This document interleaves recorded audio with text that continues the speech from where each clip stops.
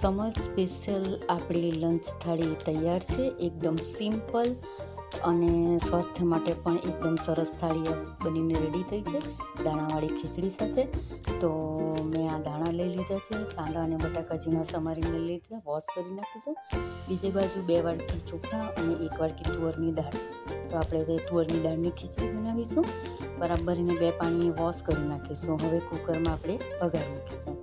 તો મેં આ 2 પરી તેલ લઈ લીધું છે. રાઈ, જીરું, હિંગ નાખીને આપણે વઘાર કરીશું. પછી જે દાણા, કાંદા અને બટાકા બધું આપણે એની અંદર એડ કરી દઈશું.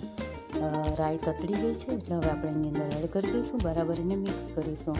સ્વાદ પ્રમાણે મીઠું અને આપણા રૂટિનના બધા જ મસાલા, હળદર, ધાણા જીરું પાવડર, લાલ મરચું પાવડર બધું અંદર એડ કર્યા પછી એને ઘરે વ્યવસ્થિત રીતે મિક્સ કરી દઈશું. સ્વાદ પ્રમાણે મીઠું પણ જતું રહ્યું છે.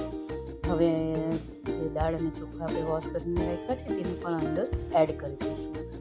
અને આદુ મરચાંની પેસ્ટ પણ એડ કરી દીધી છે.